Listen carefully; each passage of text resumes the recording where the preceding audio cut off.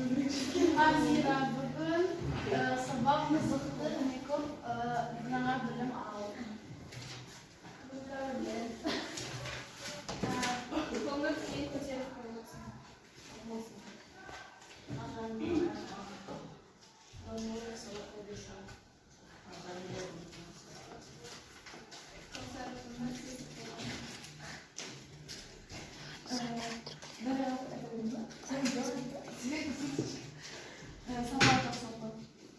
Hani şu an bugün arkadaşım koydum. Ya arkadaşım koydum.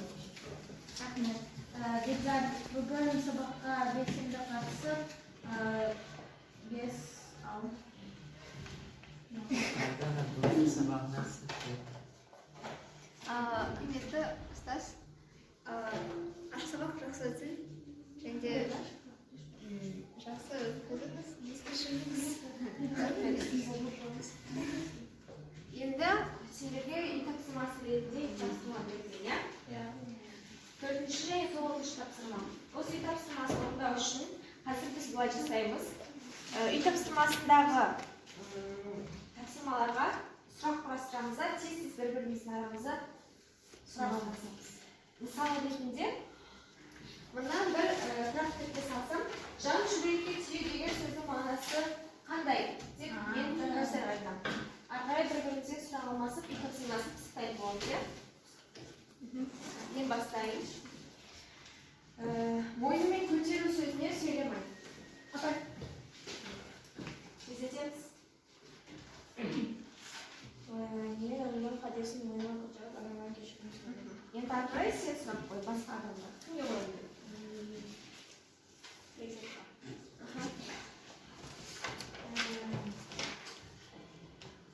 Шыңдалған деген сөзге сөйлеймін. Ол жарысқа қатысып әбден шыңдалған. Жақсы. Келесі. Кімге қойғың келеді сұрақ? Дариға. Табанға деген сөзге сөйлем. Ол табанда мен қалаға, тез арада мен қалаға шығып кеттім. Ары қарай. Сұрақ. Тарба. Қандай сұрақ қойыңыз? Ой. Жанын шүберекке тию. Жан шүберекке тию келмеді. Ары қарай. Кімге сұрақ қойыңыз? Мен сұрақты Арданы қоямын.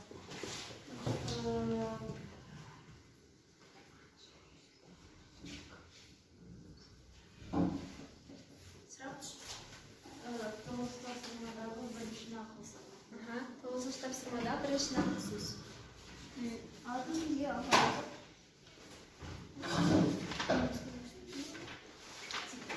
Алатын кезде алға озып, беретін кезде артқа болып қалатын, алғанмен бергенін жіпке тізіп санайтын адамнан аулақ жүр. Ондай адамнан құтылудың өзі үлкен олжа. Осы нақыл сөзге өзің ойыңды білдір. Менің ойымша, Қалай түсіндің? жаман адамдардан аулақ болу керек. Немесе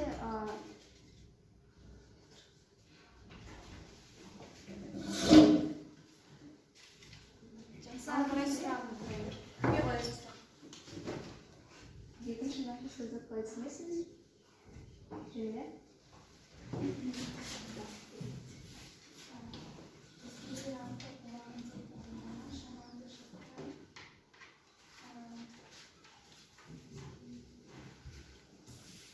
Өзгеден артық боламын деп арындама шамаңды шақта. Тек түскенге қанағат ет, қанағат қарын көріңіздер, қанағатсыздық жалғыз атын көріңіздер деген атауы. Бірақ текке кетпеспе ешқашан аяққа басылма. Не? Кісі келген екен жерде.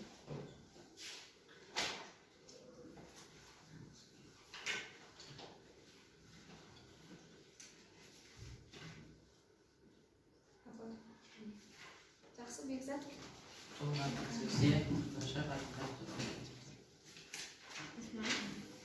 Ары қарай Жәмилә сұрақ қоямыз. Үшінші нақыл сөз туралы Кімге? Қайсар. Üçüncü noktasında. Bunun bir деген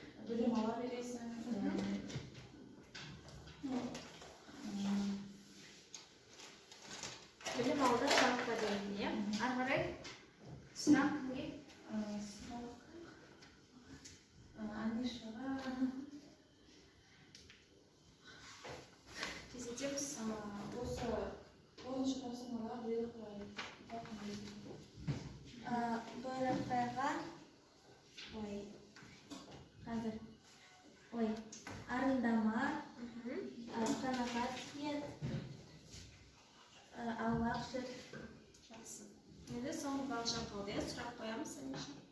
Балашанға ашық рай бар сөздерді айт. Ашық рай бар сөздерді айт.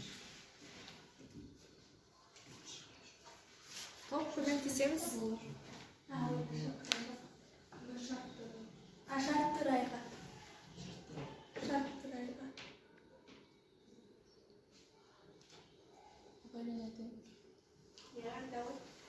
Ашық райға қалдырса, нұсқап жатса деген сөздер. Өте жақсы. Үй жұмысын пысықтадық. Енді біз жаңа тақырыпқа көшпес бұрын тақтадағы фотоколлажға қарайық. Не байқап тұрсыздар? Иә, Амина. Өз отаны мен Қазақстан елі үшін күрескен әскерлер. Иә. 18-9 жылдармен және 18-9 жылдары кеңес одағындағы өз ерліктерін көрсеткен қазақ батырлары. Арасында танитындарыңыз бар ма? Иә, кімдер?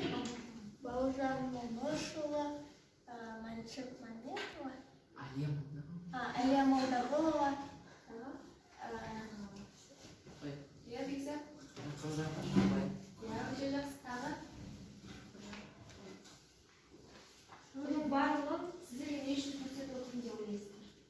Себебі тақырып осыған байланысты. Иә, бүгінгі тақырып осы соғыс кезіндегі батырлармен байланысты екен. Байқап отырған болсаңыздар, Бауыржан Момышұлы өзінің баласымен түскен, мұнда Рахымжан Қошқарбаевтың Рейхстагқа туып тіккен уақыты, Әлия Молдағұлова, тағы да Рахымжан Қошқарбаевтың суреттері берілген екен, иә. Бұл дегеніміз бүгінгі біздің сабағымыздың тақырыбы ерлік, елдің қасиеті, жүректілік, жігіттің қасиеті деп аталады. Біз бүгінгі сабақта мәтінмен жұмыс жасай отырып, ондағы автордың көзқарасын, негізгі көтерген мәселені анықтау және талдауға қол жеткізуіміз керек. Енді тыңдалым мәтінмен таныс болайық.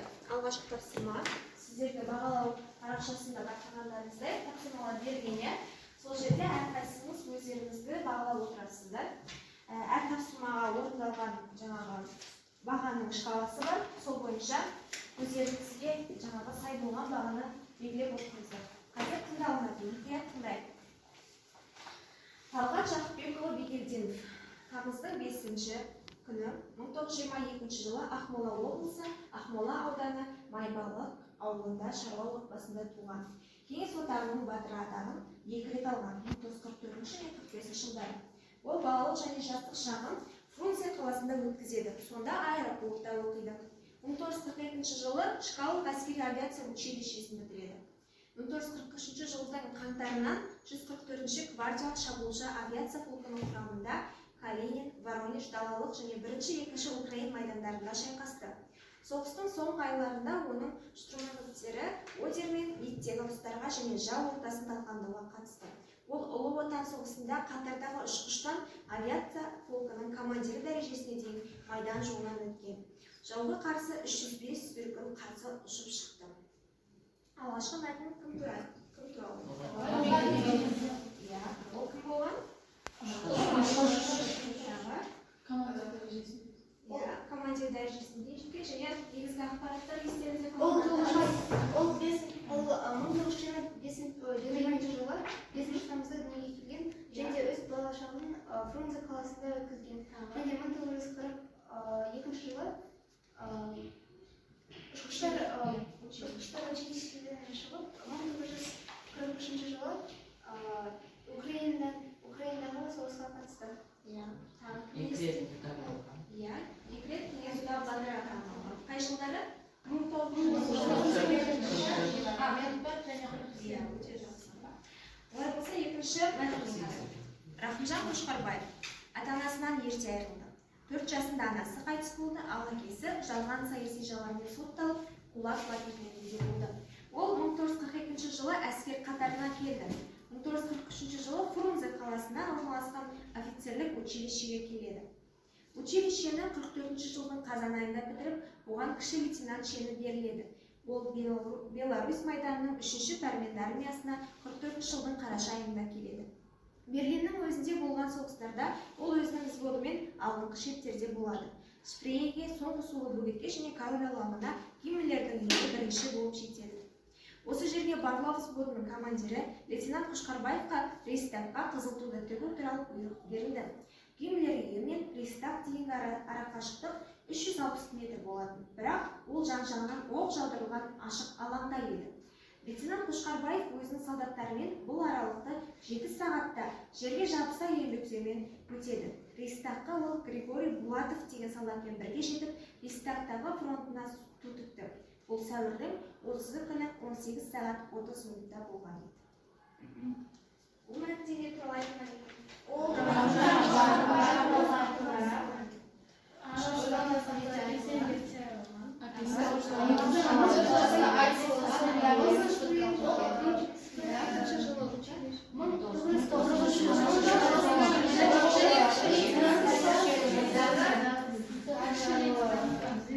Кіші лейтенант. Және анау Рейхстагқа Сәуірдің 30-ы Сәуірдің 30 күні 18 сағат 30 минутта сол еді. Және енді осы екі батыр туралы таныстық, олардың ерлігі туралы өздерің басқа білетін ақпарат бар ма? Бүгін таныстық, иә? Олардың соғыстан кейінгі өмірі туралы білетіндеріңіз бар ма араларыңызда? Ал соғыстан аман қайтқан батырлар соғыстан кейін талап еткен осы тірі болған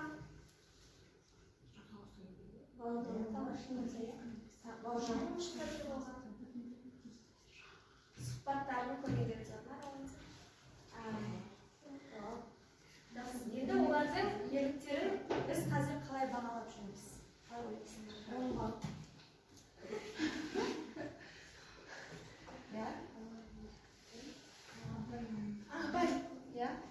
Сол батырларға арнайы біз ескерткіштер қойып жатырмыз және кейбір көшелердің аттарын беріп, солардың атынан мектептер ашылып жатыр.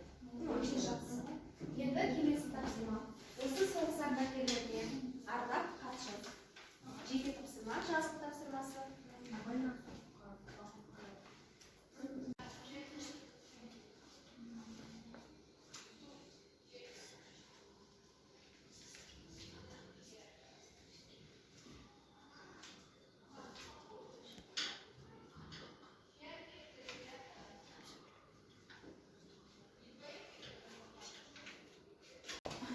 Құрметті Рахымжан Қошқарбаев, сіздердің осындай жұмыс істеп кеткендеріңізбен біз мақтанамыз, сыйлаймыз.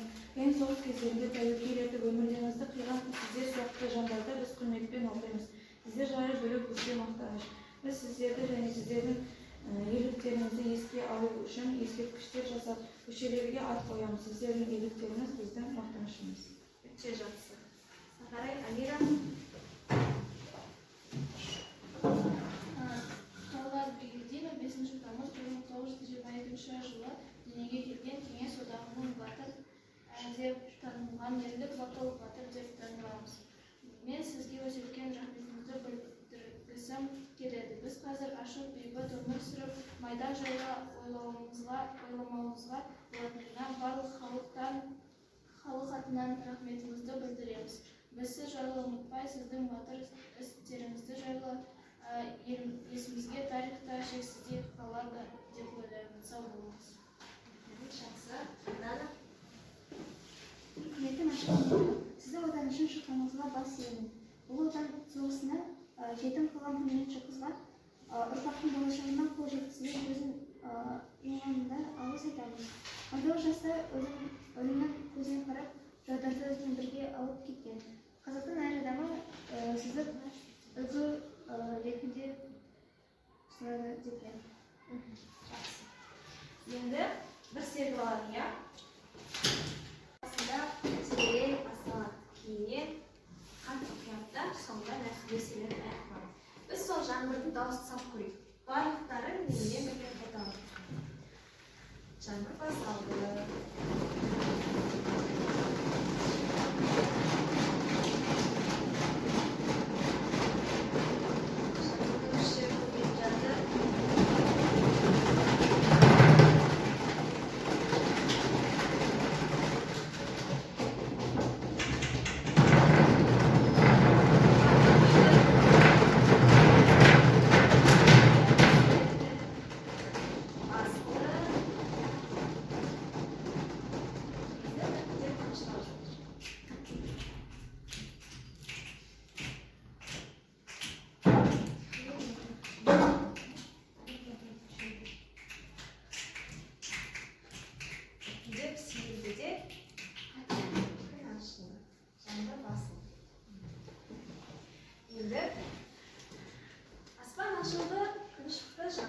бастады. Сабағымызды ары қарай жалғастырамыз. Сіздерге әр топқа үш түрлі мәтін берілді. Қазір сонымен танысасыңдар. Бұдан кейін тапсырма мынандай. Сол мәтіннің бірінші формасын табасыздар. Формасы деген ол айтылу мақсат. Мысалы, ша формада деген секілді. Одан кейін жанры. Ол қандай жанрда жазылған? Ол очерк болуы мүмкін, ол роман, немесе жаңа басқа да бір шығарма үзінді болуы мүмкін, ол репортаж, интервью болуы мүмкін, немесе жай әңгіме болуы мүмкін, немесе хат болуы мүмкін. Сондықтан бастап одан кейін мақсаты, яғни мақсаты ол бұл мәтінмен мақсаты қандай? Бұл айтылу мақсатта, немесе біреуге ақыл кеңес беру, немесе дауласу мақсаты, екінші болуы мүмкін. Одан кейін мазмұны. Мазмұны деген ол жерде ең басында айтылған нәрсе, яғни мәтіннің негізгі тақырыбы көтерілген мәселесі, мазмұны, одан кейін стилі, яғни біз білетін ауызекі сөйлем, көркем әдебиет, ресми, публицистикалық қайсы екенін анықтаймыз. Ал топпен бірлесіп жұмыс жасайсыздар, сіздерге дискретті мәтіннің формасы, жанры, мақсаты, мазмұны, стилін анықтайсыздар және мәтіндегі негізгі ойды анықтайсыздар. Топпен жұмыс.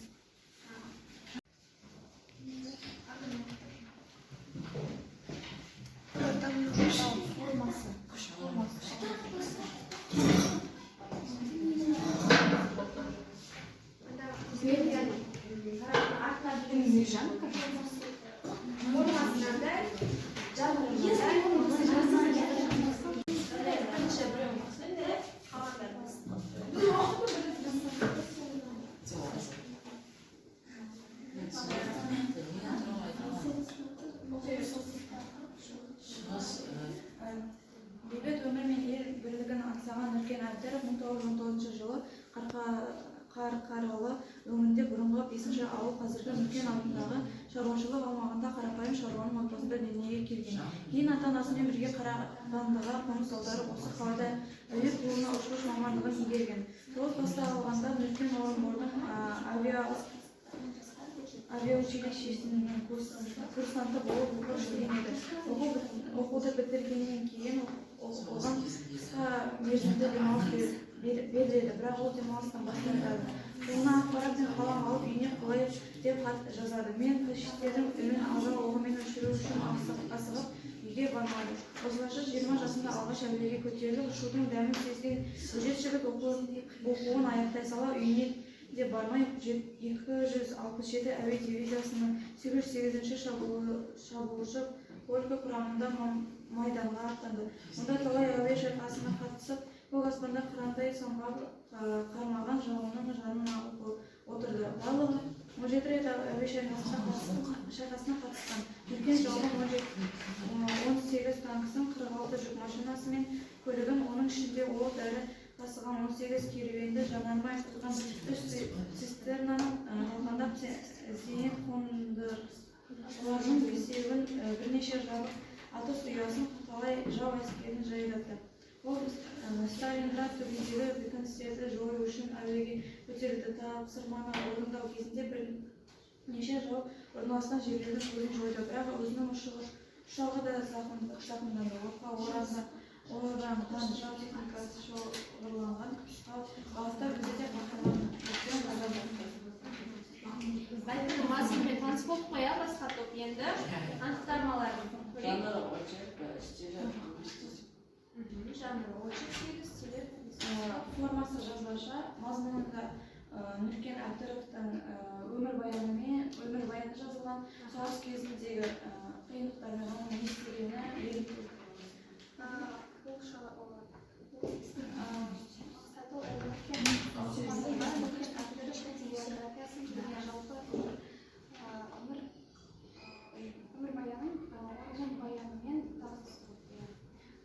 Жанры қандай дейді?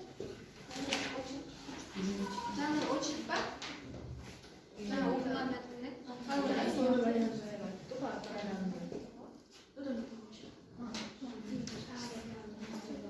мақсатында, мазмұнында айтыңдар, сол туралы бірақ бұл жанр очерк болмайды.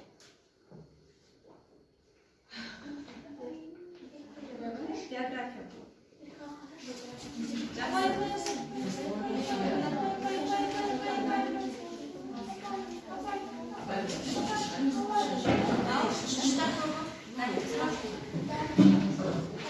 Thank you.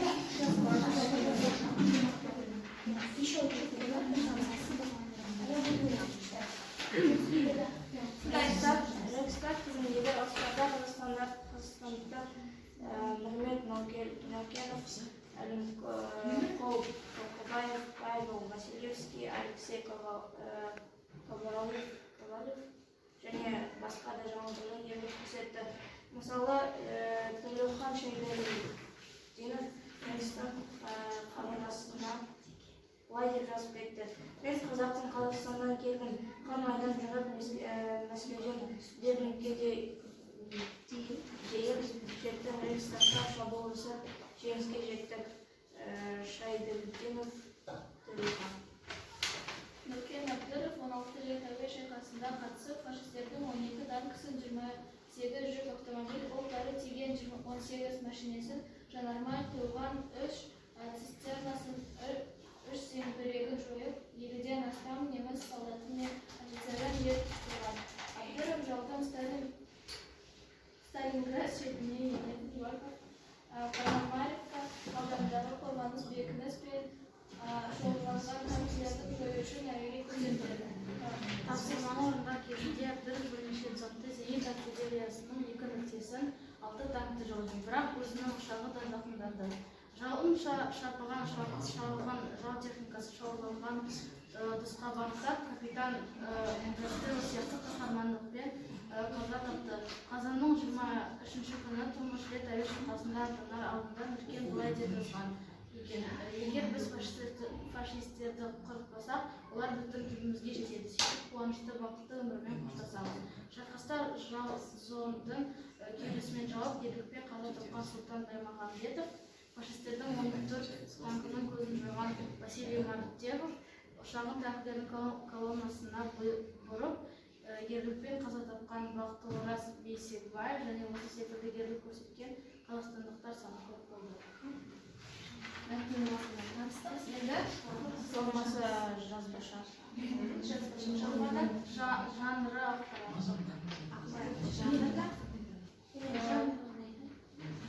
мақсаты қазіргі халыққа соғыстың қиындықтарын көрсету.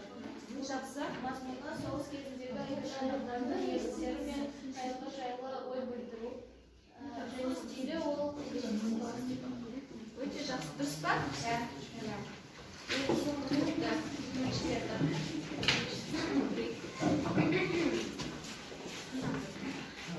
Талған солдат болға біздің құқымыз жоқ. Біз ерліктің екі бірдей мектебінен тәлім алдық.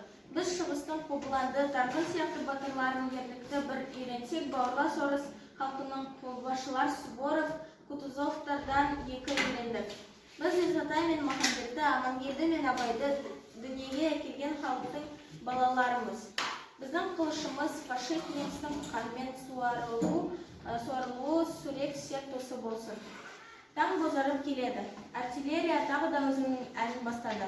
Біздің кейінгі шаңымыздағы орманнан атылған совет артиллериясының снаряды үстімізден зыңылдап ұшып, жау бекіністерінің ортасына түсіп жарылып жатыр. Туристерге онша оңай тиіп жатмаған болар, дейді көршім. Алматының кешегі бағбаны, жауынгер шәріп жымындап, әрине, немістің басына күн туса, минометті ала жүгіретін әдеті. Міне, мина ұшып келеді, оның дауысы бізге мәлім. Бірінен соң бірі, он шақты мина жарылғанда тулаққа салып жүн сабап жатқандай болып естіледі. Тіс қаққан күзем тойда болған қазақ жігіттері фрицтер күземге кірісті деп күресіп тұрады. Жау оғының астында қасқайып күресіп тұрған шығыс адамдардың жанын сондай сүйеді. Асылы, біздің халық намыс қой, өліммен ұял күшті дейтін халық қой. Ел намысы үшін білеген ер өлімі бізде қадірлі. Сондықтан біз өлімнен намыс күшті дегенді жау оғының астында қайталап айтамыз. Нағыз қиыншылық кезеңде менің көз алдыма шығыстың 28-ші батырының бейнесі елестейді. Жазғықтырым сол 28 батырдан бетінің үстінен өттік. Шығыстың топырағы торыққа ерлері жер астында жатқанымен қолын қысып амандасқаны, тілдесіп сөйлескенім келеді. Осылайша өлу біздің дәстүріміз болу керек. Отан, жауынгер, менің тағдырым сенің қолында дегенде 28 батырдың сертін жоғары көтеріп, бас иіп жауап беруіміз керек. Оған шығыс олар. Немістер бізді әр минометтің, әр артиллерияның снарядымен атуда. Оқ астымен келіп шабуыл жасамақ. Танктың алыстан шуы естіледі. Қарсы атаққанға дайындалыңдар деген команда беріледі. Мықты бол, шығыс олар. Біз қазір шабуылға шығамыз. Баубек Оқышевтың соңынан хат. Бұл мәтіннің формасы жалғаша болып табылады. Бұл мәтіннің стилі публицистикалық стиль. Ал жанры болса хат. Мақсаты шығыс ұлына хат. Соғыс кезіндегі қиындықтар өмірі. Баубек Оқышевтың батыс майдан соғыс кезіндегі өмірін өзінің шығыс ұлына баяндап жатыр. Ал мазмұны Стилі публицистикалық стиль. қалған екі топ. Егер шығарма хат түрінде жазған болса, ол публицистикалық стиль бола ма? Қандай стиль болады? Ресми көркем әдеби. Иә, көркем әдебиет жанры. Жақсы, отыра қойыңдар. Енді келесі теңбен әдісі. Қазір біз сөздердің арасынан барлығымыз бір сөзді таңдайық. Бейбітшілік. Сіздер соғыс сөзін таңдаңыздар, сіздер бейбітшілік, сіздер ардагер. Абайда оқиын ба? Енді соған теңбен әдісі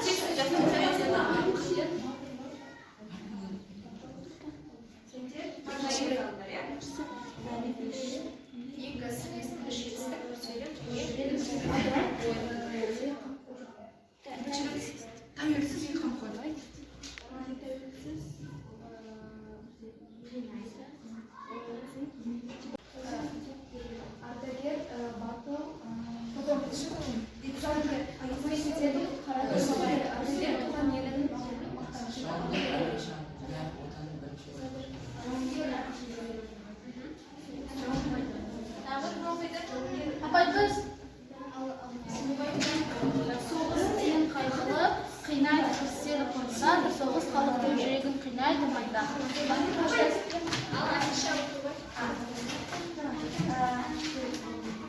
Жауынгер, батыл, қайсар, қорғайды, құтқарады, төтеп береді. Жауынгер әрқашанда өз елін қорғайды, қаһарман. Өте жақсы. Сабақтың соңына жетіп қалдық. Сіздерге кері байланысын қарау берілген. Екеуміз бірге соны біреуміз оқып берсеңіз, мен оқырданы. Ал қазір оқылып екі жылдық Маған ұлттық жұмыс пен серпіту сәті қатты ұнады. Және бір тілек, апай болашақта болатын сабақтарыңызға сәттілік тілеймін. Нұрдәулет оқысын ба?